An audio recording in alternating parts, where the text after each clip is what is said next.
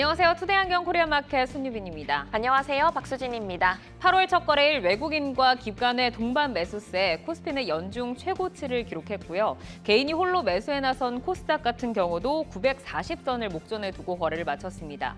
증권가에서는 8월 코스피를 2,500에서 2,700 안팎 수준으로 제시한 가운데 2차 전지 중심의 주도주 쏠림이 당분간 지속될 것이다 라는 전망이 주를 이뤘었는데 오늘 2차 전지주는 쉬어가는 흐름이었죠. 네, 에코프로는 3거래 연속 상승세를 이어가긴 했지만 간신히 빨간불을 유지하면서 마감했고요. 에코프로비엠, 포스코홀딩스, 금양 등 대부분 종목들이 약세로 마감했습니다. AI 챗봇, 로봇 등 연초 흥행 테마들이 7월 말부터 탄력이 강화되며 존재감을 드러내는 모습입니다. 8월의 첫 거래일 상승 에너지로 기분 좋게 출발한 증시. 투데이안경 코리아마켓 첫 번째 이슈픽의 주인공은 누구인가요? 네, 7월 말부터 주요 기업들의 2분기 실적 발표가 본격화되면서 종목들의 희비가 엇갈리고 있습니다. 2분기 실적 내용과 함께 하반기 신사업 행보들이 주목을 받고 있는데요. 투데이안경 이슈픽 첫 번째, 실적 발표 앞둔 네카오 동반 강세입니다. 한동안 동반 침체에 빠졌던 네이버와 카카오가 이번 주 3일과 4일 2분기 실적 발표를 앞두고 관심이 집중되고 있는데요. 네이버는 분기 기준 최대 실적이 예상되는 반면 카카오는 전년 동기 대비 30% 하락한 부진한 영업이익을 거둘 것이다 라는 분석입니다. AI 생태계 구축을 두고서도 네이버가 한 발 앞서 나간다는 평가에 최근 네이버 주가는 우상향을 하고 카카오는 제자리 걸음 중인데요. 오늘 주가는 어땠나요? 네, 오늘은 네이버와 카카오가 동반 강세로 마감했습니다. 카카오 그룹주인 카카오뱅크, 카카오페이, 카카오게임즈가 일제히 오름세를 기록했습니다. 네카오 이슈에 이은 투데이안경 이슈픽 두 번째 주제는요. 투데이안경 이슈픽 두 번째, 전기차 시장 열리자 변압기 뜬답니다. 주요국의 전기차 수요가 증가하고 신재생 에너지 발전 설비도 늘어나면서 변압기 수요가 급증하고 있다고 하는데요. 한국전기산업진흥회에 따르면 올해 5월 변압기 수출이 전년 동기 대비 137.4% 증가한 것으로 나타났습니다. 최근에 변압기 대표 종목들이 신고가 랠리를 이어가기도 했는데요. 오늘 흐름은 어땠나요? 네, 변압기 관련주 우상향 흐름을 유지하고는 있지만 일진전기, LX 일렉트릭 등이 신고가 기록 후 탄력이 다소 둔화된 모습입니다. 어제 상한가를 기록한 효성중공업은 오늘 장중 신고가 기록 후 하락 전환하면서 5%까지 밀리며 마감했습니다. 전기차 시장 확대로 주목받는 또 하나의 시장 변압기, 지속적인 호황세가 예고된 만큼 종목별 성장 스토리 잘 따라가 보셔야겠습니다. 네, 투데이안경 이슈픽 종목 실적 발표를 앞둔 네이버, 카카오와 변압기 관련주 가운데서 뜨거운 관심을 받고 있는 일진전기 그리고 LS 일렉트릭입니다. 자, 이 종목들 투자자 여러분 매수하셨나요? 매도하셨나요? 아니면 아직 고민하고 계신가요? 종목들의 최적화된 매매 타이밍을 포착해보는 매도의 기술 지금부터 시작합니다.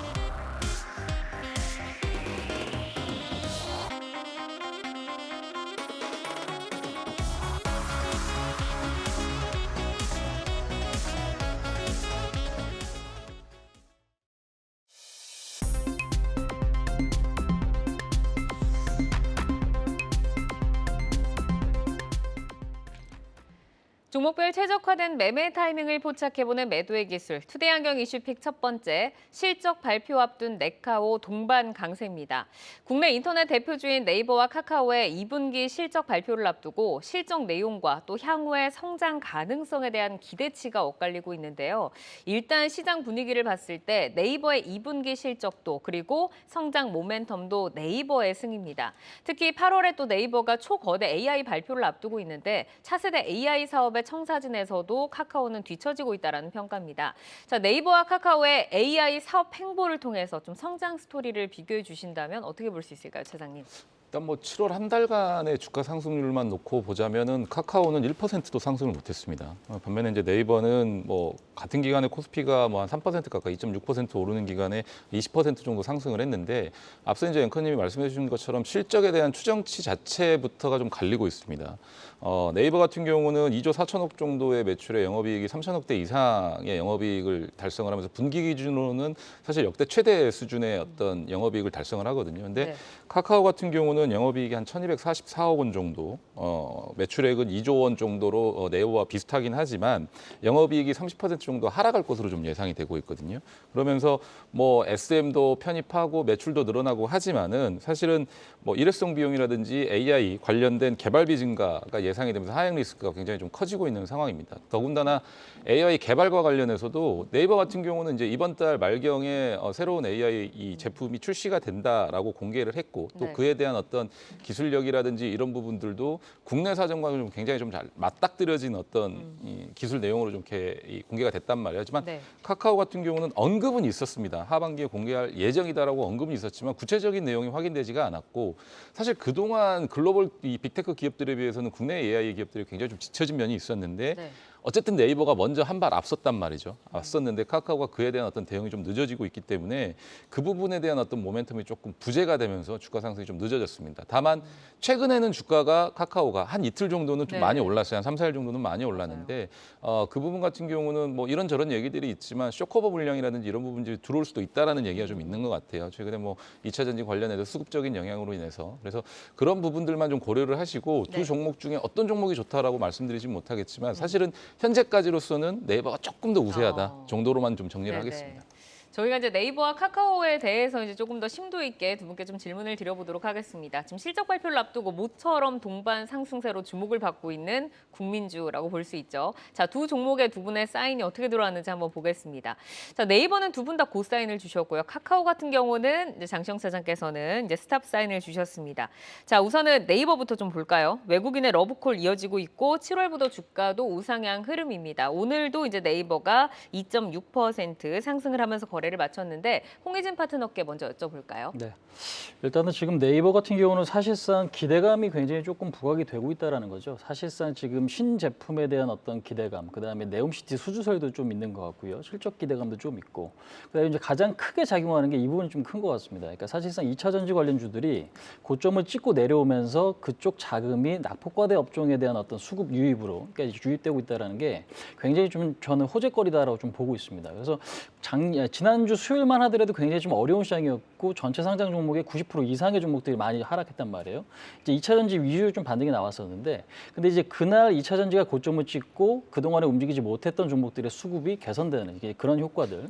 이제 이런 부분들이 저는 굉장히 조금 최근에 네이버에 좀 수급이 좀 도움이 되는 이제 그런 부분들이 좀 있다라고 좀 생각을 하고 있고 네. 물론 지금 기대감 요인도 있고 근데 그 기대감을 실적이 어느 정도 좀 충족을 해준다면 저는 좀 레벨업 될 수 있는 상황들도 좀 나타날 수 있다라고 좀 생각을 하고 있고요. 그다음에 무엇보다 최근에 이제 홍콩 증시가 조금 상승을 하면서 뭐 바이두라든지 알리바바라든지 그러니까 지금 중국 소셜 업체들의 흐름도 상당히 도움이 좀 되고 있는 이제 그런 상황이 아닌가 이렇게 좀 생각을 하고 있습니다. 네, 장시영 차장께서도 이제 고 신호를 주셨는데 앞서도 이제 말씀을 주셨지만 최근 시장에서 그 네이버의 하이퍼 클로버 X가 지금 이슈잖아요. 근데 여기에 뭐 우려와 기대가 이제 함께 담겨 있는데 좀 기대치가 크면은 자그마한 노이즈에도 실망감이 크게 노출이 되는 경우도 있고 또 AI 사업에 이제 본격 출발을 알리는 청신호가 될 수 있을 것 같기도 하고 이 네이버의 초거대 AI의 본격 출시가 과연 좀 국내 AI 시장에는 어떤 변화를 가져오게 될 거다라고 좀 기대하세요. 일단은 글로벌 빅테크 회사들이 AI 관련된 주도권을 선점은 했습니다.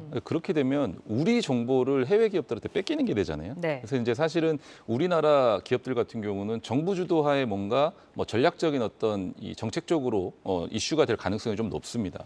그렇기 때문에 자국 데이터 보호 측면에서만 봤을 때 놓고만 봐서도 정부가 개입을 안 할 수가 없는 상황이거든요. 그래서 자국 AI 우대 정책에 대한 어떤 수혜를 상당 부분 입을 것으로 좀 보여지고 있습니다. 일단 기본적으로 뭐 정부 지자체라든지 이런 부분들이 MS의 어떤 워드를 대항해서 한글과 컴퓨터를 좀 많이 쓰고 있잖아요. 그런 것처럼 AI 역시도 정부 기관이 먼저 나서 쓰게 될 것이고 그리고 뭐 신생 벤처 기업이라든지 스타트업 기업들 위주로 정부 지원책으로 일환으로 인해서 네이버의 제품들을 쓸 가능성이 높습니다. 그러면서 국내에서 여기서 사실은 어떤 영향력을 키워서 해외에 수출될 가능성도 충분히 있기 때문에 그 부분에 대한 어떤 모멘텀이 충분히 생겼다라고 좀 볼 수가 있겠고요. 더군다나 앞서 말씀드린 대로 실적이 받침이 되면서 이러한 모멘텀을 가지고 하반기에 좀 더 나은 어떤 모양새를 좀 나타낼 가능성이 있다라고 좀 판단을 하고 있습니다. 그리고 정부 지원책이 어떤 계속해서 늘어나면 늘어날수록 국내 기업들, 뭐 LG라든지 SK 같은 경우도 차례로 이런 어떤 AI 서비스를 제공할 예정에 있습니다. 그렇기 때문에 관련해서 파생될 수 있는 다른 어떤 AI 업체들, 뭐 솔트룩스라든지 또는 뭐 음성인식 업체, 뭐 셀바스 AI라든지 네. 또는 최근에 좋았던 AI 관련 의료 업체들까지도 계속해서 파생해서 올라갈 수가 있기 때문에 네. 수급 전반이 아직은 끝날 수 있는 부분이 아니다. 뭐 네이버로 인해서 더 커질 수도 있다라는 점도 분명히 좀 해두고 싶습니다. 네. 자, 이제 네이버가 이제 다가오는 4일에 2분기 성적표를 공개할 예정인데 분기 기준으로 해서는 최대 실적이 지금 전망이 되고 있습니다. 저희가 그 실적 내용에서 어떤 점을 좀 주목하면 도움이 될지 좀 궁금하고 네이버가 지금 이제 좀 그 흘러내린 게 주가가 약세를 보인 게 거의 한 1년이 다 되어 가거든요. 그 장기간의 침체를 좀 탈피하는 신호탄이 될 수 있다라고 보세요, 파트너님. 일단은 지금 이번에 실적 전망치가 사실 사상 최대치라는 거는 어느 정도 이제 실적 때문에 빠졌다라기보다는 그동안에 너무 조금 빨리 올랐던 거에 대한 부작용이 상당히 좀 컸다라고 보시는 게 좀 맞는 것 같습니다. 네. 지금 매출도 매출액이지만 영업이익 측면에서 3,684억이 지금 2분기 실적 전망치거든요. 이제 이 실적대로 발표가 된다라고 하면 결국에는 앞으로는 이 네이버를 보고 우리가 좀 비싸다고 이야기하기보다는 어느 정도 바닥을 좀 다질 수 있다, 다져가고 있다 이렇게 좀 표시하는 게 좀 맞는 것 같고 특히나 이제 정자 상거래 이제 커머스 쪽에 대한 어떤 매출 증가나 이런 것들이 상당히 좀 의미가 있는데 포시마크 인수에 따른 부분들이 사실 인수 당시에는 괜히 헛돈 쓰는 거 아니냐라는 이야기들이 좀 많았던 것 비싸게 같아요. 인수했다고. 그죠? 근데 이제 우리가 이제 AI 산업에서 굉장히 좀 중요한 부분들이 결국 데이터인데 이 데이터를 어떻게 활용하느냐. 이제 이 부분과 맞춰서 이번에 이 포시마크에 따른 어떤 활용도가 증명이 좀 된다라고 하면 그 부분에 앞으로 성장성이 상당히 좀 부각될 수 있는 요인이 좀 될 수 있기 때문에 저는 이번에 실적 전망치대로 발표가 됐을 때는 상당히 좀 기대감이 커질 수 있는 네. 상황들이 좀 나타날 수 있지 않나 이렇게 이야기 드릴 수 있을 것 우려감이 같습니다. 있었던 부분에서 실적이 확인이 된다고 하면은 이제 그 부분이 좀 리스크 제거가 되는 부분. 자, 네이버가 이제 6개월 이상 장기 보유한 투자자들 사실 아직은 좀 느긋하게 수익을 즐길 여유가 있는 구간이 아니잖아요. 아직 뭐 지난해 고점 대비해서도 20% 이상 하락을 해 있는 구간인데 뭐 이제는 좀 달라졌다라고 믿고 기다려도 될지 이 점에서 어떤 전략을 짜가야 될까요, 차장님? 사실 네이버 같은 경우는 굉장히 좀 단계적으로 하락한 모양새입니다. 네. 차트를 보시게 되면 구간마다 넘어야 할 매물 장벽들이 굉장히 많습니다. 다만 오늘 상승으로 인해서 한 고비는 넘겼습니다. 바로 전고점을 좀 넘긴 상황인데 이렇게 단계적으로 계속해서 하락한 구간인데 오늘은 사실 그 부분을 좀 넘겼거든요. 네. 그래서 단계적으로 1단계는 좀 넘어섰다라고 좀 보시면 될 것 같고 어. 2단계로 넘어가야 되는 부분이 이제 28만 원 요 구간이란 말이죠. 근데 여기까지는 현재까지 나온 뭐 실적 모멘텀 그리고 AI 모멘텀을 가지고 충분히 넘어설 수 있을 것으로 좀 오. 보여지고 있습니다. 네. 근데 다만 30만 원을 넘어서 다시 또 40만 원까지 고공행진을 하기 위해서는 AI 모델이 모멘텀으로 끝나지 않고 이게 수익성으로 연결이 돼야 하거든요. 그러면 그게 하반기를 지나서 내년까지 좀 시간이 걸릴 수가 있습니다. 네네. 그래서 그런 부분들까지 좀 고려를 해서 만약에 뭐 한 30만 원 정도 선에서 내가 수익 구간이다라면 일단 매도를 좀 해보시고 다음 구간을 좀 지켜보시는 게 좋을 것 같고요. 네. 40만 원 이상, 30만 원 이상대 고점에 물리신 분들은 내년에 또는 하반기에 불어닥치는 좀 모멘텀까지 조금은 더 기다려 보셨으면 좋다라고 좀 말씀드리고 싶습니다. 네, 알겠습니다. 자, 이어서 이제 카카오로 넘어가 볼까요? 외국인과 기관의 동반 러브콜에 지난주부터 역시 위로 방향을 트는 모습인데 오늘도 네이버보다 이제 탄력도가 좋았습니다. 거의 고가로 마감을 했거든요. 7% 강세로 거래를 마쳤고 여기서 이제 두 분의 사이드 지금 엇갈렸어요. 홍희진 파트너께서는 카카오에도 좀 좋은 의견을 주셨는데 어떤 이유일까요? 일단은 지금 네이버를 제가 좀 전에 말씀드렸을 때도 사실상 기존에 우리가 있었던 내용 자체가 새로운 건 아닙니다. 다만 이제 이 내용이 언제 수급이 조금 부각이 되면서 튀어 오르냐 이제 이 부분이 굉장히 좀 중요했던 것 같은데 네. 지난주에 2차 전지 관련주들이 고점을 찍고 내려오니까 다른 업종들이 살아난다. 그러니까 이게 전체적인 순환매 관점에서는 저는 굉장히 좀 중요한 시그널이다라고 좀 생각합니다. 근데 이제 최근에도 이제 네이버의 주가 상승이 먼저 일어났고 그다음에 카카오 같은 경우 좀 뒤늦게 빨리 따라가는 이제 그런 모습이기 때문에 저는 지금의 어떤 이 순환매적인 수급 흐름이 조금 더 우위에 있다라고 봐요. 그러니까 카카오가 지금 굉장히 좋아질 수 있기 때문에 미리 반등을 한다는 이런 개념보다는 업종의 네. 흐름이 먼저 조금 더 지금 강한 이제 그런 흐름이다라고 좀 생각을 하고 있다라는 거죠. 그래서 그런 측면에서 보면 당분간에 이런 흐름들이 조금 더 연장될 가능성이 지금은 좀 높아 보이고 실적에 대한 실망감도 있는 것 같긴 하지만 실적에 좀 포커스가 맞춰지기보다는 지금 아직까지는 어떤 자금의 흐름에 조금 더 포커싱이 맞춰지는 그런 흐름이 아닌가 이렇게 좀 네. 예상을 하고 있습니다. 그러니까 회사의 어떤 좀 의미들보다는 안 갔던 섹터들로 수급이 들어오면서 그게 좀 힘을 작용을 할 것이다라는 좀 말씀이시고 장시영 차장께서는 이제 스탑 사인을 주셨는데 카카오는 조금 경계해야 된다라고 보세요. 뭐 앞서 이제 말씀드렸다시피 실적에 대한 부분이 가장 먼저고요. 그리고 모멘텀이 아직은 부재하다라는 점도 굉장히 큰 리스크 요인일 수가 있습니다. 네. 안 좋다라는 건 아니고요. 다만 앞서 저도 이제 홍희진 파트너님과 같은 생각인데 수급적인 어떤 이슈로 인해서 카카오가 상승하는 부분은 어느 정도는 동반할 것이다. 라는 부분에 좀 동의하는 부분이라서요. 네. 그런 맥락으로 좀 참고를 하시고 목표가 설정을 너무 깊게 잡을 필요는 없을 것 같다라는 점을 좀 말씀드리고 싶습니다. 네, 그러니까 카카오, 뭐 AI, 뭐 좀 약간 신사업의 그런 행보가 명확하지 않다는 점을 지금 좀 짚어주셨는데 이 부분이 이제 투자자들에게 어떤 신뢰를 지금 심어주지 좀 못하고 있는 것 같아요. 근데 하반기에 어떤 좀 히든 카드라던가 뭐 신사업이라던가 이런 행보 쪽에서는 발견할 게 없을까요, 차장님? 아직까지는 나오는 것이 없습니다. 그러니까 리포트를 좀 보더라도 네. 네이버에 대한 부분은 긍정적인 어떤 이 얘기라든지 컨센서스 변화라든지 이런 부분들이 명확하게 나타나는데 카카오에 대한 부분은 오히려 뭐 매출액이라든지 영업이익 단이 계속해서 좀 줄어드는 모습들을 보여주고 있거든요. 네. 더군다나 비용 증가가 계속해서 이루어지고 있고 그다음에 새로운 어떤 사업이라든지 이런 부분들에서 뚜렷한 어떤 방향성을 좀 제시를 못 해주고 있다라는 거거든요. 네. 그래서 그런 부분들까지 좀 감안을 했었을 때 지금 사실은 주가가 많이 하락했기 때문에 앞서 말씀드린 어떤 여러 우려 사항이라든지 이런 부분들이 다 반영이 돼 있을 수 있다라고는 말씀드릴 수 있겠지만은 뭐 경기 침체라든지 다른 어떤 매크로 환경에 뭐 좀 무관하게 네. 사실은 반등 시그널이 확인이 되는 부분은 어떤 회사가 뚜렷한 방향을 좀 제시를 하면서 모멘텀이 좀 네. 나와야 된다라는 아. 겁니다. 그 부분이 선결 요건이라고 좀 보시면 될 것 같습니다. 그러니까 오히려 이제 모멘텀은 없고 지금 뭐 비용 증가라던가 이런 부분들만 좀 부담적인 요소만 있다라고 지금 보시는 거네요.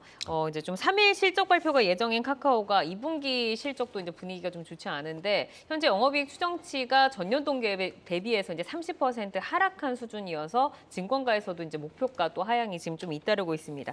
자, 그러면 이제 2분기 실적 내용에서 홍희진 파트너께서는 어떤 점을 좀 주목해서 보자라고 좀 말씀 주실까요? 일단은 뭐 전반적으로는 사실 계열사들이 좀 적자 흐름이 좀 많은 것 같아요. 카카오 엔터프라이즈라든지 카카오 엔터도 지금 적자인 상황이고 카카오 엔터 같은 경우는 사실상 오래 근무하신 분들이 희망퇴직을 조금 실시하고 있다는 이야기가 있을 정도로 회사 상황이 지금 좋지는 않은 것 같습니다. 네. 이제 그런 측면에서 보면 확실한 건 우리가 최근에 시장에서 제가 좀 전에도 말씀드렸다시피 실적이 좋았는데 주가가 빠지면 피크아웃 우려감이 있을 수 있고요. 그다음에 실적 발표했는데 주가가 거기서 빠지지 않고 더 올라간다라고 하면 그동안에 좀 많이 반영이 됐다라고 이렇게 해석이 좀 될 수 있거든요. 이제 그런 측면에서 보면 카카오 같은 경우는 2분기 실적 전망치가 1,200억 정도, 그다음에 매출액이 한 2조 원 정도지만 의미 있는 실적을 2분기에 우리가 여기서 당장 확인하기는 조금 힘들 것 같다라는 좀 말씀을 좀 드리고, 그러니까 결국에는 앞으로 하반기의 어떤 모멘텀이나 기존 사업이 조금 더 안정화되는지 이 부분들이 네. 조금 우리가 좀 보셔야 되는데, 그러니까 2분기 실적만 보고 이게 무조건 좋아질 거야 아니면 나빠질 거야라고 지금 확정시키고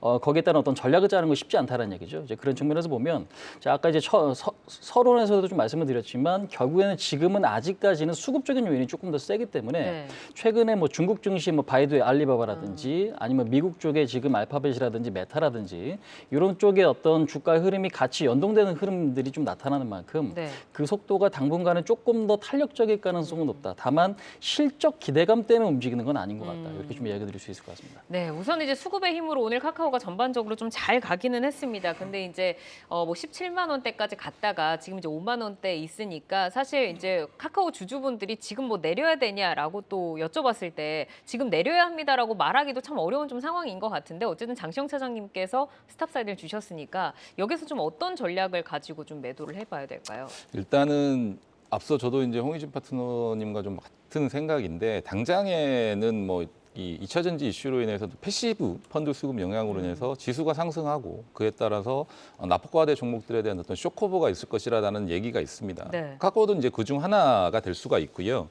주가가 모멘텀을 받아서 상승하려면 앞서 말씀드린 어떤 확실한 모멘텀 그리고 확실한 실적 이런 이슈들이 있어야 되는데 그게 아직 많이 부족합니다. 그래서 최근 며칠 동안 한 15% 가까운 상승을 만들어냈고요. 그에 따라서 수급도 굉장히 좋았습니다. 외국인과 기관의 동시 수급이 좀 들어왔었는데 그게 지속적으로 이어질지는 조금 의문입니다. 그래서 쇼키즈 이슈가 계속해서 이어진다고 한다면 현재까지의 거래량 그리고 앞으로의 거래량을 어느 정도까지 동반할 수 있을지 모르겠지만 200일선을 길게 누워버린 200일선 밑으로 길게 누워버린 이 주가를 단번에 올리기에는 수급만으로는 좀 역부족이다라는 생각을 하고 있거든요. 그래서 200일선 부근 정도까지는 충분한 좀 상승이 있을 것 같고 거기서 좀 저항이 거세게 있을 수 있다라고 좀 말씀드리고 싶습니다. 알겠습니다. 자, 이어서 이제 변압기로 넘어가 보도록 하겠습니다. 주요국의 전기차 수요가 증가를 하고 또 신재생 에너지 발전 설비도 늘어나면서 변압기 수요 급증을 하고 있는데 해외 변압기 수출도 꾸준하게 좀 증가를 하면서 현재 수출 효자 상품으로 자리매김을 하고 있습니다. 자, 국내 좀 업체들의 좀 수출 현황에 대해서 좀 들어보고 싶은데 홍희진 파트너께 여쭤볼까요? 네, 일단은 우리나라 지금 변압기 업체들의 그러니까 수출 실적이 상당히 좀 긍정적인 것 같습니다. 그러니까 작년 5월 대비 지금 올해 수출을 보면은 한 137%좀 증가가 좀 돼 있습니다. 그러니까 네. 상당히 조금 많이 지금 성장을 하고 있다라는 거고. 근데 이제 이런 흐름들을 보니까 결국 이제 미국 시장이 수요가 이제 성장을 하면서 우리나라 업체들이 상당히 좀 도움을 받는 이제 그런 어떤 모습들이 좀 발생을 하고 있는데 이런 변압기 성장이 2030년까지 지금 현재 6%, 그러니까 매년 한 6% 정도의 성장을 보일 거다라는 어떤 기관들의 이제 전망이 있어요. 이제 이런 측면을 보면 앞으로는 지금 이런 어떤 성장성에 힘입어서 우리나라에 대한 어떤 변압기 산업도 기대감 요인들이 상당히 조금 커지고 있는 이제 그런 위치다라고 좀 말씀드릴 수 있을 것 같습니다. 네.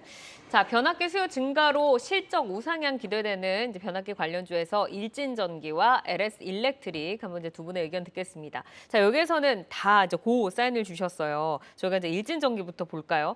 신고가를 기록한 이후로 이제 다소 탄력은 좀 둔화됐지만 10,000원대 지지하면서 오늘은 2% 강세로 거래를 마쳤습니다. 자, 일진전기 고를 주신 이유를 이제 장시영 차장께 먼저 좀 여쭤볼까요? 일단은 스마트 그리드로 바꿔 나가야 하는 어떤 목표, 신재생 에너지를 비롯해서 각각의 어떤 전력 업체들 그리고 뭐 공기업이 소유하고 있는 나라들 역시도 스마트 그리드로 바꿔서 가야 되는데 이게 미국이라든지 이런 선진국뿐만이 아니라 개발도상국도 포함됩니다. 그래서 녹색 경제를 위해서는 또 신재생 에너지뿐만 아니라 전력 인프라 투자가 절실하게 좀 필요한 시점이기 때문에 그 시기가 이제 시작됐다라는 점을 굉장히 좀 부각을 하고 싶고요. 그에 따른 어떤 수혜가 되는 종목들은 그러면 그동안에 없었던 부분들이 새로 생겨나면서 새롭게 생겨나면서 수주 잔고가 좀 쌓이기 시작할 거거든요. 그 쌓이는 속도가 굉장히 더 가파라질 수도 있기 때문에 실적 추적치가 우리가 생각한 것보다 더 빠르게 변동될 수가 있습니다. 그렇기 때문에 계속해서 좀 집중을 해서 보셔야 된다고 좀 말씀드리고 싶습니다. 10년 만에 호황의 수출도 역대 최고인데 이제 시작이라고 볼 수도 있다. 자, 홍혜진 파트너께서도 이제 고 사인을 주셨는데 일진전기가 이제 뭐 변압기 시장 호황이 과연 일진전기의 그 매출에 얼마나 지금 뭐 좀 가져다 주고 있는지 좀 궁금하고 해외 시장에서 경쟁력, 뭐 수출 비중 이런 부분은 어떻게 되나요? 일단은 미국 시장만 좀 먼저 말씀을 드리면요. 그러니까 미국 시장 같은 경우는 캐나다와 멕시코, 그다음에 중국 지금 국가가 그러니까 중국 요 3개국이 전체 지금 변압기 시장 한 50% 이상을 좀 차지합니다. 그러니까 우리나라는 점유율은 2.6% 정도로 사실상 굉장히 좀 크진 않아요. 이제 그런 측면에서 보면 굉장히 좀 미미하죠. 그다음에 이제 제너럴 일렉트릭 같은 어떤 미국 자국산 기업들도 좀 있는 거고. 다만 이제 시장이 너무 커져 버리고 쇼티지 상황이 되다 보니까 우리나라 업체들의 어떤 수주 상황, 그다음에 지금 그에 따른 어떤 기대감 이런 것들이 좀 가치 증가가 좀 되고 있습니다. 근데 이제 일진전기 같은 경우는 좀 작은 업체예요. 근데 이제 실적 대비 주가 상황은 지금 비싼 건 아닌데 동사 같은 경우는 내수 비중이 굉장히 높습니다. 그러니까 내수 매출 비중이 한 70에서 80%고 해외 매출 비중이 20에서 30% 정도. 그러니까 지금 이렇게 좀 차지하고 있습니다. 네. 그러니까 최근에 한 3, 4년 정도 평균치를 내보면 이제 그런 정도 수치인데 이제 중요한 거는 내수 경기는 어느 정도 좀 일정하게 캐식하고 있다라고 좀 치지만 그럼 이제 중요한 건 해외 쪽에 대한 어떤 성장 기대감이 있을 수 있다라는 거죠. 근데 이제 중요한 건 지금 수주 잔고를 보면은 한 4억 2천만 달러 정도 지금 남아 있습니다. 이거는 국내 수주 잔고보다 액수가 좀 더 크고 그다음에 진행률이 5%밖에 되지 않기 때문에 그동안에 저조했던 해외 매출이 앞으로 성장할 수 있을 만한 요인들이 수주 잔고를 보면 좀 나타날 수 있다. 그러니까 이 부분들이 결국에는 어떤 일진전기의 어떤 성장성에 조금 상당히 좀 기여할 수 있는 상황이 아닌가 이렇게 이해드릴 수 있을 것 같습니다. 해외에서 이렇게 더 키워갈 수 있는 기대감을 지금 이제 높게 평가를 하셨는데 그럼 일진전기가 지금 1,320원에 거래를 마쳤거든요. 어디까지 목표가를 두고 좀 접근해 볼 수 있을까요? 저 개인적으로는 사실상 지금 근데 이제 이 전력기기에 대한 지금 전략이 좀 중요한 것 같아요. 그러니까 이유는 뭐냐면 최근에 2차 전지가 고점 찍고 내려오다 보니까 그동안에 강했던 뭐 전력기기 아니면 엔터라든지 그다음에 지금 기계 쪽 있죠. 우리가 이제 뭐 굴삭기라든지 이런 업체들이 실적이 좋음에도 같이 영향을 받으면서 밀리는 흐름이거든요. 이제 이런 측면에서 보면 결국은 일지전기 같은 경우도 저는 그동안에 조금 가파르게 좀 올라왔기 때문에 그러니까 지금 가파르게 올랐다고 해서 주가가 무조건 비싸다라는 이야기는 아닙니다. 근데 이제 서서히 어느 정도 좀 계단식으로 움직여야 되는데 거의 피크 자리에서는 조금 이제 과하게 조금 슈팅 나온 부분들이 있어요. 그래서 네. 제가 볼 때는 지금 이격도가 조금 더 줄어들어야 될 것 같고 아무래도 지금 61선 부근인 9,000원에서 8,000원 요 라인까지는 좀 밀릴 가능성이 있습니다. 이제 그런 측면에서 보면 결국에는 분할 매매 관점, 너무 단기적인 대응보다는 조금 더 여유 있는 대응을 하신다라고 하면 저는 오히려 이제 좋은 어떤 상황들은 만들어질 수 있다. 그다음에 좋은 매수 기회도 나타날 수 있다. 제가 그렇게 좀 보고 있고 목표치는 12,000원이고요. 그다음에 13,000원이 넘어가면 역사적인 신고가 자리이기 때문에 그 자리도 궁극적으로 넘어갈 가능성이 높지 않나 그렇게 이야기 드릴 수 있을 것 같습니다. 여기서 다소 조금 탄력도는 둔화될 거지만 어쨌든 넘어갈 걸로 이제 전망을 좀 하고 계십니다. 자, 이어서 LS 일렉트릭 보겠습니다. LS 그룹주로 지금 시장의 주목도 높아지고 있는데 신고가 기록한 후로는 탄력이 좀 둔화가 됐죠. 오늘 2차 전지 밀리면서 또 마이너스 4%로 거래를 마쳤습니다. 두 분 역시 이제 고사인을 주셨는데 LS 일렉트릭 고사인 주신 이유를 장시영 차장께 먼저 들어볼까요? 2021년 말 기준으로 수주 잔고가 1조 500억 정도 수준이었습니다. 대략 한 1조 600억 정도 되는데 지난해 신규 수주 증가된 거 기준으로 해서 2002년 말 기준으로 수주 잔고가 2조 690억 원으로 확대됐습니다. 근데 올해 신규 수주가 되게 돼서 2분기 말 기준으로 2조 4천억 됐거든요. 이게 수주 잔고 늘어나는 속도가 굉장히 좀 가파릅니다. 근데 앞으로 갈수록 더 가파르게 늘어날 가능성이 높거든요. 네. 그래서 그런 부분들을 고려를 했었을 때 실적 증가는 당연히 따라오는 거고요. 그리고 수요 자체가 하반기로 갈수록 몰립니다. 그러니까 여름에는 대부분 이제 전력공사라는 이런 부분들을 하지 않기 때문에 하반기로 갈수록 그 수요가 더 몰리게 됩니다. 그렇게 되면 뭐 역대급 실적을 계속해서 낼 수 있는 가능성이 높습니다. 그래서 전력 인프라 투자 관련된 부분들이 계속 활성화되고 있어서 가장 큰 수혜를 받을 수 있는 업체 중에 하나다라고 좀 말씀드리고 싶습니다. 네. 이제 홍희진 파트너도 고사인을 주셨는데 이제 LS가 전체적으로 2차 전지 이제 대장주로 또 약간 부상을 하면서 LS 일렉트릭도 효자 계열사 중에서 하나로 좀 꼽히고 있는데 특히 말씀을 해주신 실적 개선세가 이제 증권가의 눈높이 상향의 이유입니다. 뭐 전력 인프라 매출의 36%가 지금 북미에서 발생을 한다고 하고 뭐 배터리, 반도체 투자 확대 뭐 이런 수혜 다 받는 그런 모습인데 앞으로도 좀 이런 어닝 서프라이즈 행진 이어갈 거다라고 보세요. 일단 어닝 서프라이즈까지 보일지는 그거는 잘 모르겠어요. 근데 이제 중요한 건 수주가 많다라는 건 앞으로 일감이 많은 건데 이제 네. 중요한 거는 사실 최근에 구리값도 조금 올라오고 있거든요. 이 얘기는 뭐냐면 원자재 값이 좀 비싸지고 있다는 얘기예요. 이제 그런 측면에서 보면 일감은 많은데 마진이 조금 축소될 가능성도 있기 때문에 네. 현재로서는 지금 같은 서프라이즈 흐름이 계속 좀 나와줄 거냐. 근데 이제 확실한 건 매출액 성장이 있다라고 하면은 마진이 조금 안 좋아진다 하더라도 주가는 부정적으로 반응을 하기보다는 오히려 제가 볼 때 매출액에 좀 더 포커싱을 맞춰질 가능성이 높습니다. 이제 그런 측면에서 보면 LS 일렉트릭이 최근에 지금 텍사스에 부지 매입한 거라든지 그다음에 고객사가 뭐 삼성이나 SK라든지 LG, 얼티엄 샘즈 같은 경우도 지금 고객사를 확보해둔 만큼 네. 사실상 이런 어떤 기대감 요인들, 그다음에 앞으로 어떤 성장 요인들은 조금 더 이어질 가능성이 굉장히 좀 높아 보인다 이렇게 이야기 드릴 수 있을 것 같습니다. 네. 이렇게 이제 좋은 뷰를 두 분 다 주신 만큼 증권가에서도 높게 제시된 목표가 가장 높은 목표가 보면은 16만 원이거든요. 지금 오늘의 종가가 10만 1,100원이니까 이 목표가를 설정을 하면은 상승룸이 굉장히 좀 여유롭잖아요. 지금 보유하고 계신 분들이 좀 홀딩을 하면서 눈높이를 좀 더 높여봐도 될지 전략을 좀 제시해 주신다면요, 차장님. 전고점 부근에서 사실 거래량이 좀 부담스럽기는 합니다. 근데 이제 앞서 말씀드린 것처럼 현재의 수주 잔고 그리고 앞으로의 수주 실적이 다시금 부각될 가능성이 높습니다. 그리고 앞서 이제 파트너님께서 잠깐 말씀해 주셨는데 마진 부분을 말씀해 주셨는데 LS 일렉트로닉의 마진이 통상 2에서 한 5% 정도거든요. 많게 네. 나올 때 7%였는데 지난 1분기에 8%를 넘었습니다. 오. 그러니까 그동안의 국내 매출 뭐 이런 부분들에 좀 이렇게 오리지네이트가 돼 있다가 이제는 해외 수출 분야로 좀 이 고개를 좀 돌리고 있거든요. 네. 잔고 자체도 해외 쪽에서 많이 쌓이고 있습니다. 해외 뭐 배터리 공장이라든지 반도체 공장이라든지 이런 증설되는 부분들이 있기 때문에 그러면서 마진 자체가 계속해서 점프할 수 있는 가능성이 높아서 매출과 마진 그리고 영업이익이 같이 늘어날 수 있는 가능성을 계속 염두에 두시면서 보시면 될 것 같고요. 그런 부분들까지 계속 뭐 고려가 된다 한다면 여유롭게 저는 홀딩을 해보셔도 좋을 것 같습니다. 그래서 전고점을 13만 7,500원 이게 사실은 2차 전지 올라가는 것처럼 올라갈 수 있을 거라고 좀 자신 있게 말씀드리지는 못하겠지만 네. 요 거래량을 이겨내고 올라간다고 한다면 그때부터는 좀 뚜껑이 열린다라는 표현을 쓰고 싶거든요. 그래서 그런 업사이드를 더 열어둘 수 업사이드 있다. 더 열어둘 수 있기 때문에 그 부분까지 좀 생각을 해보시고 네. 매매를 좀 해보시면 좋을 것 같습니다. 네, 지금 목표가는 15만 원을 제시를 해주셨지만 굉장히 좀 긍정적인 의견을 주셨습니다. 자, 오늘 매도의 기술은 네이버와 카카오 그리고 일진전기 또 LS 일렉트릭까지 네 종목 살펴드렸는데 저희는 이제 현재 주가와 모멘텀을 기준으로 포인트 제시를 해드리기 때문에 때문에 시장이 변화하면 전략도 변동 가능한 점 꼭 기억을 해주시기를 바라겠습니다. 계속해서 주요 이슈와 모멘텀 팔로우하면서 여러분의 전략 체크해드리겠습니다.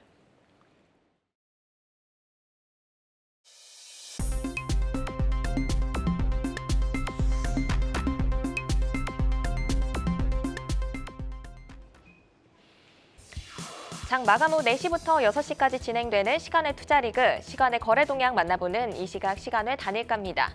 정규장 마감 후 오후 4시부터 6시까지 10분 단위로 시간의 단일가 거래가 이뤄지는데요. 시간의 주요 종목 등락률 실시간으로 생생하게 전달해 드리겠습니다. 그럼 이 시각 시간의 단일가 코스피 상승률 상위부터 보겠습니다. 네, 어떤 종목들 올라와 있을까요? 먼저 신흥과 코아스가 9% 가까운 강세를 보이고 있습니다. 코아스는 사무용 가구 전문 업체로 4거래 연속 상승하면서 오늘도 1% 빨간불로 마감을 했는데요. 시간에서도 빨간불 이어지고 있습니다. 8.9% 상승하고 있고요. 미래산업 보겠습니다. 저희 라이징 스탁 종목으로도 등장했던 종목입니다. 4거래 연속 상승하면서 오늘 15% 급등이 나왔는데요. 시간에서도 빨간불 이어가고 있습니다. 4% 상승하면서 36,200원 터치하고 있습니다. 계속해서 코스닥 상승률 상입니다. 네, 리더스 기술투자가 9.8% 상승하고 있고요. 노을이 지금 9.8% 상승하면서 상한가로 거래가 되고 있습니다. 장 마감 후에 66억 규모의 공급 계약을 공시했는데요. 이 종목은 4거래 연속 상승하면서 오늘도 9% 강세를 보였었는데 시간에서도 강한 시세 분출하고 있습니다. 9.8% 상승한 5,590원 선 터치하고 있고요. 예림당도 9% 강세, 제주맥주도 9% 강세를 보이고 있습니다. 제주맥주는 4거래 연속 상승하고 있고 외국인이 6거래 연속 매수하고 있다는 점 체크를 해드리겠습니다. 이번에는 코스피 하락률 상위 보겠습니다. 네, 스카이라이프가 2.8% 밀리면서 코스피에서 가장 크게 하락하고 있습니다. 뒤를 이어서 금양이 1.9% 하락하고 있는데요. 오늘 임원들이 자사주를 잇따라 매도했다는 소식 전해지면서 4% 정규장에서 하락을 했는데 시간에서 추가적으로 더 밀리고 있습니다. 또 변압기 주죠. 1.2% 하락하면서 HD 현대일렉트릭 72,800원에 거래되고 있습니다. 마지막으로 코스닥 하락률 상위도 볼까요? 네, 애니젠이 2.4% 하락하면서 15,370원에 거래되고 있습니다. 뒤를 이어서 나노캠텍 2.4% 하락하고 있고요. 에스코넥 역시 2.3% 하락하고 있습니다. 또 신화인터텍 보시면 1.6% 정도 하락을 하면서 2,395원 선 지나가고 있네요. 이렇게 이 시각 시간의 단위가 살펴봤는데요. 시간의 단위가 매매는 오후 6시까지 10분 단위로 매매가 체결됩니다. 모멘텀과 거래량 등 꼼꼼히 살펴보시고 시간에서도 성투 전략 세워가시길 바랍니다. 시간의 단위가 거래 동향, 잠시 후 시간의 단위가 특징주를 통해서도 확인하실 수 있습니다.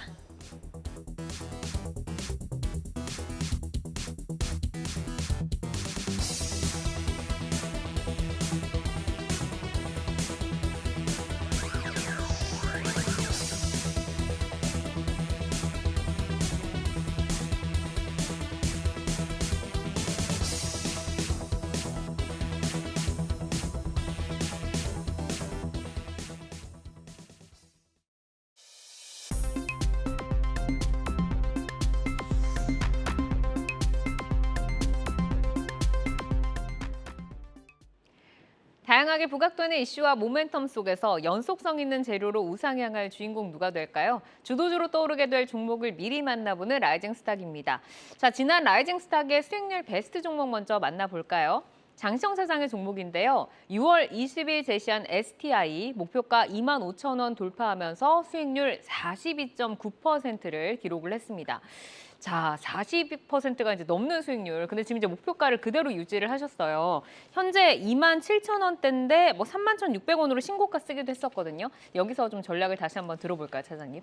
간략하게 말씀드리겠습니다. 네. 저는 매도를 했습니다. 40%나 올랐으니까 예, 이제는 매도해도 왜냐하면 된다. 이게 반도체에 네. 대한 어떤 불확실성이라든지 뭐 변동성이 심해진다든지 안 된다라는 걸 말씀드리는 건 아니고요. 뭐 지금 시장에서 적정한 수익률이라고 판단을 했었고 또 앞으로 하반기에 어떻게 진행될지는 모르겠지만 뭐 다시 매수 가격을 정정해서 다시 뭐 재추천을 하고 말씀을 드린다면 모르겠지만 현재 가격대에서는 일단은 차익 실현을 먼저 해보시는 게 좋을 것 같다라고 좀 말씀드리고 싶습니다. 그러니까 다시 재진입을 할 수는 있겠으나 많이 올라봤기 때문에 좀 이익을 실현하는 방법으로 말씀을 주셨습니다.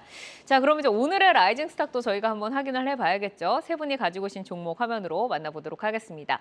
자, 한중현 파트너 파로사이 바이오, 홍희진 파트너 삼성전기, 그리고 장시영 차장 퓨처캠 가지고 오셨는데 이 파로사이 바이오는 지난주 신규 상장한 종목입니다. 자, 한중현 파트너께 라이징 포인트 먼저 들어볼까요? 네, 파로사이바이오의 라이징 포인트로 의료 AI의 뉴페이스다. 좀 이렇게 한번 말씀드려보겠습니다. 아, 의료 AI 시장에 확장이 되면서 그 뉴페이스가 이제 앞으로 수급이라던가 수혜를 받을 것이다. 좀 스토리를 좀 더 자세하게 들어볼까요? 네, 그 지난주랑 지지난주에는 이제 삼성전기랑 네이버 갖고 와서 조금 뚱뚱한 종목이었다면 이번에는 되게 좀 말랑말랑하고 신선한 종목 한번 갖고 와봤거든요. 이제 지난주에 상장한 종목이다 보니까 많이들 생소하실 겁니다. 그 희귀 난치성 질환에 좀 중점을 두고 그거를 이제 AI를 활용해서 혁신 신약을 개발하는 뭐 연구개발 전문 기업인데 네. 요즘 되게 의료 AI 이런 쪽 굉장히 맞아요. 핫하잖아요. 뭐 네, 신테카 국립도 바이오나 잘 가고. 그쪽이랑 좀 비슷한 결이긴 합니다. 근데 이제 보유한 파이프라인이 뭐 이제 예를 들어서 뭐 가장 대표적으로 급성 골수성 백혈병 치료제 이제 일상 진행 중이고 재발성 난소암 치료제 이것도 일상 진행 중이고요. 이거 외에도 뭐 대장암, 흑색종, 유방암, 후보물질 이런 것들 뭐 내지는 표적항암제 이런 것들이 있는데 상장하고 그 다음 날이었어요. 그 다음 날에 그 단독 기사로 엔비디아랑 AI 신약 맞아요. 공동 개발 참여한다. 좀 이 이슈가 있으면서 네. 오히려 상장 당일에는 그렇게 좀 주목을 못 받았다가 그 다음 날부터 좀 주가 많이 좀 불을 뿜어주는 그런 모습을 보였습니다. 그래서 이 희귀 난치성 질환 치료제가 일단 얘기만 들어보면 꽤 괜찮아 보이긴 하지만 사실 이게 파이 자체가 되게 작아요. 희귀 질환이다 보니까. 네. 그래서 그거에 대해서 숫자로 좀 표현하기도 좀 애매할 뿐더러 그리고 이제 지금 아까 말씀드린 일상 진행 중인 이런 후보물질들도 지금 이제 아직 막 일상 단계 내지는 이 후보물질 단계다 보니까 해외에서 라이센스 아웃이 진행되는 게 아닌 이상 여기서 더 좀 업사이드를 좀 키우기는 힘들거든요. 네. 그래서 이제 R&D 비용을 좀 충당하기 위해서 상장에 나선 게 아닌가 좀 이렇게 풀이가 돼서 오히려 좀 기관 투자자들의 이제 관심은 많이 받았지만 정작 청약단에서는 그렇게 흥행을 하진 못했거든요. 네. 그걸 이제 의식을 한 건지 동사도 이제 한 풋백 옵션을 6개월로 좀 걸어두긴 했어요. 근데 제가 이 타이밍에 왜 갖고 왔냐면 동사가 이제 오늘 종가가 한 15,000원 조금 넘어가서 이제 마감을 했는데 동사 공모가 14,000원이었고 오히려 상장 당일날 종가가 그 공모가를 훨씬 더 하회해서 마감을 했습니다. 그래서 이제부터 주가가 본격적으로 오르기 시작했음에도 불구하고 아직도 공모가 수준인데 최근에 의료 AI 쪽 굉장히 핫하고 그리고 거기에 이제 최근에 네이버까지 좀 같이 불을 지펴주면서 네. 그래서 조금 수급적으로 볼만하지 않을까 해서 한번 갖고 와봤습니다. 저도 그 엔비디아와의 그 기사를 이제 읽긴 했었는데 이제 일상 단계여서 좀 시장이나 이런 청약 단계에서 주목을 받지 못하다가 그래도 AI 시장의 그런 확장되는 부분에서 좀 수혜를 받아볼 수 있다. 자, 그러면은 좀 따끈따끈한 종목인데 사실 이런 좀 신규주에는 또 약간의 리스크도 좀 있긴 하잖아요. 전략적으로 어떻게 좀 접근을 해야 된다라고 보세요? 사실 그 차트적으로는 접근이 불가능합니다. 왜냐하면 지금 차트 캔들 보시면 아시겠지만 캔들이 이제 캔들 4개밖에 없어요. 그쵸. 상장한 지가 4일밖에 안 됐기 때문에. 그래서 이거는 좀 숫자 관점으로 접근하기가 어려운 게 제약바이오 회사다 보니까. 그래서 그냥 가장 단적으로 이제 손절가는 이제 공모가 대비 마이너스 10%가 이제 풋백 옵션 그 가격이니까 그 가격을 손절가로 잡고 좀 업사이드를 오히려 가격적인 측면보다는 타이밍으로 보는 게 맞지 않을까. 그 타이밍은 언제냐면 네. 이제 지금 AI 섹터가 계속 순환매가 돌고 있으니까 그 순환매가 이어질 때까지는 동사도 같이 좀 가줄 수 있지 않을까. 네. 좀 이렇게 조금 열린 생각으로 한번 보시는 게 어떨까 네. 싶습니다. 알겠습니다. AI 섹터의 힘을 믿으면서 가보자. 목표가 우선 2만 원을 주시긴 했는데 그 섹터의 꺾임을 보자라고 좀 주셨습니다. 자, 홍희진 파트너의 라이징 스탁 볼까요? 삼성전기 가지고 오셨습니다. 포인트 먼저 소개해 주시죠. 자, 삼성전기 포인트는 업황 바닥 기대감, 그다음에 AI와 전장 확대 수혜주다 이렇게 말씀드려보도록 하겠습니다. 네, 삼성전기 오랫동안 보유하시고 투자하시는 분들 많으실 텐데 어떤 모멘텀을 좀 두고 가볼까요? 아마 삼성전기는 뭐 누구나 아실 겁니다. 굉장히 좀 좋은 주식이다라는 건 아실 텐데 다만 이제 타이밍적으로 그동안에 너무 이제 횡보 기간이 오래 길었기 때문에 좀 다소 좀 지루하셨을 수도 있을 것 같아요. 다만 이제 시장이 뭐 삼성전자도 그렇고 하이닉스도 그렇고 우리가 이제 업종을 대표하는 어떤 IT 섹터들 같은 경우는 사실상 타이밍은 우리가 제시하는 게 아니라 시장이 좀 제시를 해주는 거죠. 근데 이제 중요한 부분은 뭐냐면 좋은 자리에 위치해 있는 종목들이 지금 하나둘씩 급등세가 좀 나타나고 있다는 거에 우리는 좀 포커스를 맞출 필요가 있을 것 같고 삼성전기가 2분기 실적 발표를 했습니다. 그러니까 예상보다 조금 상회하는 수준인 부분들이 좀 나오긴 했는데 지금 2분기 실적이 보니까 2조 2,005억의 매출액이요. 그다음에 지금 2,050억 정도의 영업이익이 좀 달성이 됐습니다. 근데 이제 중요한 건 경기 우려감이 상당히 좀 있는 시점에서 지금 재고에 대한 어떤 우려감이 있었음에도 불구하고 실적은 예상된 수치대로 나왔다. 이 얘기는 뭐냐면 지금 삼성전기 1분기 지금 공장 가동률이라든지 현재 2분기 가동률이라든지 점진적으로 좀 좋아지고 있거든요. 이 얘기는 뭐냐면 그동안에 업황이 부진하고 경기가 어렵다 보니까 바닥에 대한 인식이 과연 맞는지 안 맞는지 좀 확인하는 그런 과정들이 굉장히 조금 길게 나타났다라고 하면 이번에는 거의 조금 바닥이다라고 보는 시그널들이 좀 많아지고 있다는 거죠. 그런 측면에서 보면 결국에는 업황 개선이 있을 시에는 가장 크게 우리가 좀 주목하셔야 될 종목인 것 같고 네. 특히나 최근에 이제 AI라고 하면은 주가가 좀 많이 올라가는 특히나 이제 반도체 관련주에서도 뭐 기판 관련주들이 흐름이 상당히 좀 좋았단 말이에요. 근데 이제 사실상 삼성전기가 기판 최대 수혜주 중에 하나입니다. 근데 이제 주가가 그동안 이제 워낙 덩치가 크고 무겁다 보니까 이번에 덕을 좀 많이 못 봤어요. 그래서 이제 그런 측면에서 보면 오히려 이제 AI 쪽이라든지 서버라든지 그다음에 전장 쪽이라든지 그다음에 지금 스마트폰에 대한 어떤 기대감들도 지금 나타나고 있는 이런 시점에서 점진적으로 어떤 바닥에 대한 기대감은 상당히 좀 커지는 위치가 삼성전지의 주가 위치다라고 좀 보시면 될 것 같습니다. 네, 그다음에 그러면은 더 하나 좀 드려보도록 하겠습니다.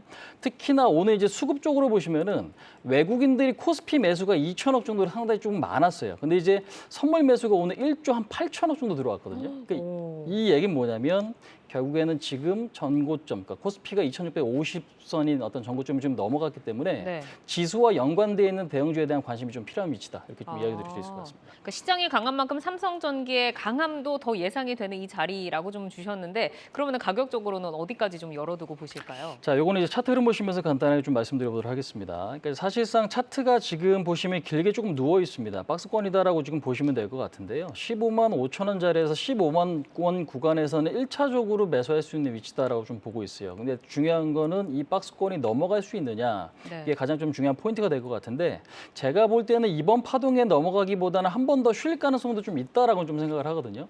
다만 계속적으로 횡보를 보이고 박스권을 그릴수록 돌파 시 에너지가 확실하게 강해질 수 있기 때문에 지금의 위치 자체는 저는 좀 긍정적이다라고 좀 보고 있습니다. 그래서 일단 1차적으로 목표치는 17만 5천 원짜리 좀 잡고 있고요. 그다음에 손절 라인은 현재로서는 지금 12만 9천 원. 그러니까 박스권 하단 자리가 이탈하면 그때는 손절을 하셔야겠지만 지금 지수가 보시면은 내가 좋다라고 생각했던 종목들이 갑자기 튀어오르는 부분들이 아마 조금 많이 나타나고 있을 겁니다. 이제 그런 측면에서 보면 상당히 좀 자리로서는 좀 괜찮은 위치가 삼성전기가 아닌가 말씀드려보도록 하겠습니다. 네, 이어서 이제 장시영 차장의 퓨처캠 들어보도록 하겠는데 라이징 포인트와 스토리까지 이어서 한번 들어볼까요? 일단은 라이징 포인트는 치매 방사선 진단제 그리고 전립선암 치료제 하반기에 이상 결과로 주가 점프업이 좀 가능할 것이다라고 좀 말씀드리고 싶고요. 내년에 사실은 이제 레캠비와 도나메밥이라는 항체 치매 치료제가 국내에 출시가 됩니다. 그렇게 되면 레캠비 같은 경우는 국내 품목허가를 신청한 레캠비 같은 경우는 처방 시에 아밀로이드 PET-CT 검사를 진행을 해야 되는데 이 PET-CT 검사를 퓨처캠이 독점적으로 좀 진행을 하고 있고요. 치매 방사선 진단 의약품 알자뷰, 그러니까 이 PET-CT 검사 출시인데 2018년에 출시가 완료가 됐고요.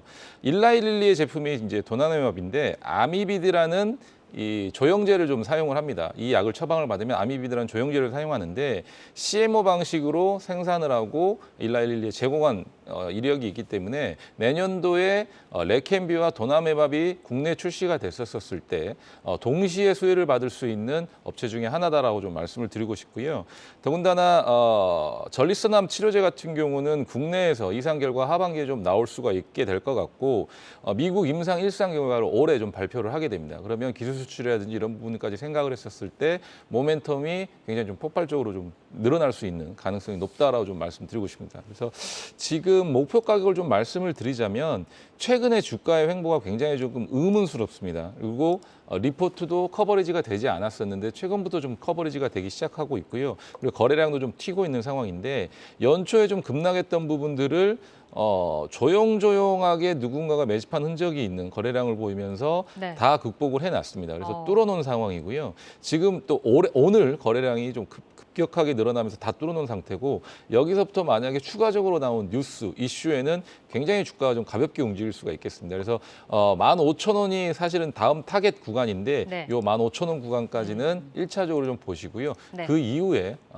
주가는 뭐 추가적으로 진행되는 상황을 보시면서 판단해 보셔도 알겠습니다. 좋을 것 같습니다. 네. 자, 여기까지 정리해 드리도록 하겠습니다. 오늘 함께 해주신 두 분 여기서 인사드릴 텐데요. 홍희진 와우넷 파트너, 장시영 유한타증권 압구정 지점 차장, 좋은 말씀 고맙습니다.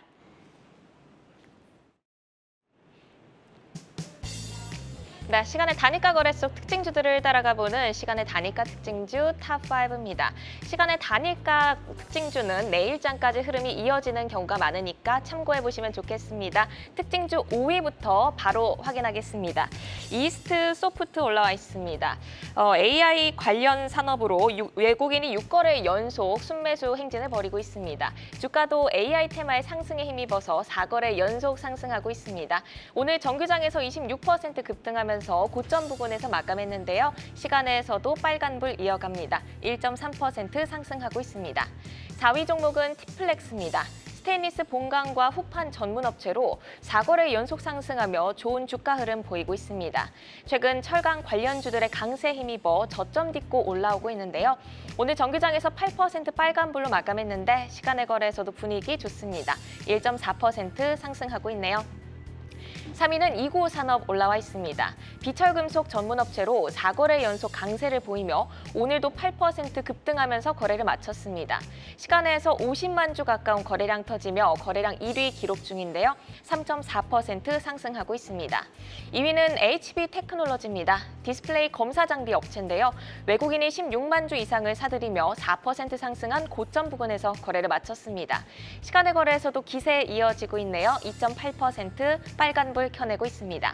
대망의 1위 종목은 대창입니다. 대창 역시 비철금속 전문업체로 첨단 기초 소재로 활용되는 황동봉 제품을 주력으로 판매하고 있습니다. 4거래 연속 상승하면서 최근 올라오고 있는데요. 정규장에서 강보합에 마감했는데 시간에서 더 강한 모습 보이고 있네요. 9%까지 상승률 끌어올리고 있습니다. 네, 그럼 특징주 3위 이고산업 보겠습니다. 동제품 아변 업체로 초전도체 구리 관련주로 주목을 받고 있습니다. 정규장에서 8%대 급등을 했고요. 시간에서도 3% 빨간불 켜내고 있는데 이 초전도체 관련 모멘텀의 연속성 어떻게 보시는지 궁금합니다. 이고산업의 향후 주가 전망까지 함께 들어볼까요?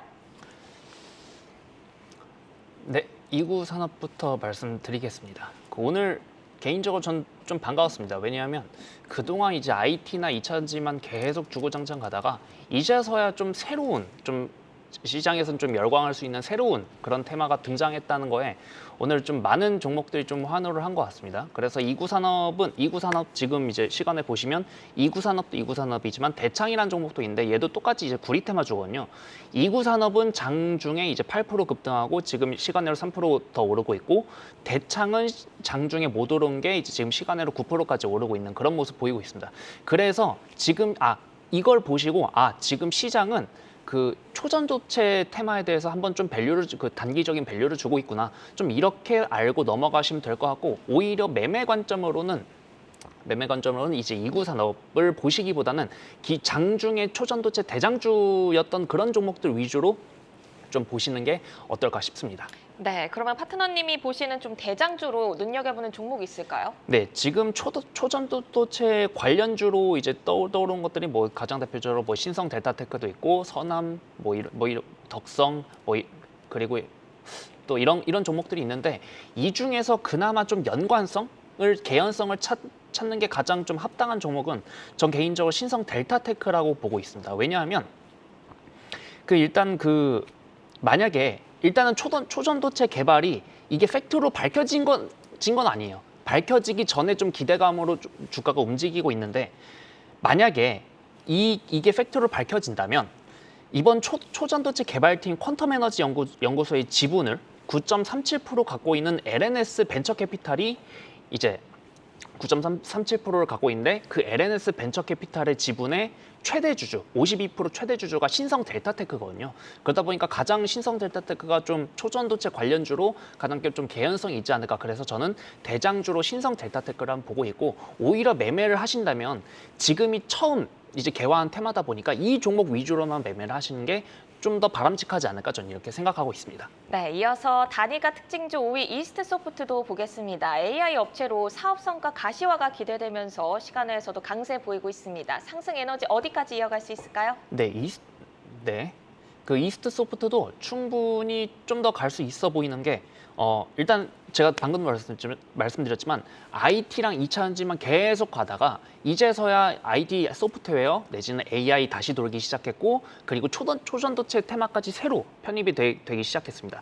그렇다 보니까 신선한 테마가 발현이 됐고, 그리고 마침 오늘 또 수출입 데이터가 발표가 된 날이었는데 수출입 데이터가 그렇게 좀 괄목할 만한 품목이 보이지 않았어요. 그렇게 되면 다음 수출입 데이터 발표일까지, 즉 8월 11일까지는 수출입 데이터 플레이, 즉 숫자 플레이가 힘들다는 거니까 이 기간 동안 숫자 플레이가 힘들겠네. 그러면 지금 시장에서 강세 보이는 테마가 이때까지도 계속 강세를 보이겠네. 좀 이렇게 시장에선 판단할 것 같아요. 그래서 그중 가장 대표적인 종목이 이제 이스트 소프트인데, 이스트 소프트도 충분히 정고점을 좀 넘겨서 가는 그런 모습 보이지 않을까, 좀 이렇게 생각하고 있습니다. 네, 이렇게 시간의 특징주 살펴봤습니다. 함께해 주신 한중현 와운의 파트너는 여기서 인사드립니다. 고맙습니다. 아시아 증시와 유럽 시황 전해드립니다. 오늘 중국 증시는 단기 급등에 따른 차익 매물이 출현되면서 약보합권에서 숨고르기 하고 있습니다. 상해 종합지수 보합 마감 선전도 0.3% 빠지면서 마감됐고요. 마감을 앞둔 항생지수 0.4% 하락되면서 거래되고 있습니다. 중국 국무원이 6개 분야에 걸쳐 20개 항에 이르는 경기 부양책을 발표했습니다. 신에너지차 구입을 촉진하기 위해 충전 인프라를 개선하고 확충하는 조항, 저렴한 임대주택 공급을 확대하고 대도시 빈민촌 재개발을 추진하는 조항 등 다양한 조항이 발표됐습니다. 이어서 유럽 시황 알아보도록 하겠습니다. 어제는 보합권에서 마감을 했는데요. 현재는 0.4% 하락하면서 출발했습니다. 잠시 뒤 독일에서는 실업 관련 지표가 발표됩니다. 7월 실업률, 실업자 수, 그리고 7월 제조업 PMI가 발표됩니다. 프랑스 개장 상황도 체크해 보겠습니다. 깍그 지수 0.17% 소폭 밀리면서 출발했습니다. 지금까지 시황센터 이마영이었습니다. 저희가 준비한 소식은 여기까지입니다. 오늘도 함께해 주신 여러분 고맙습니다.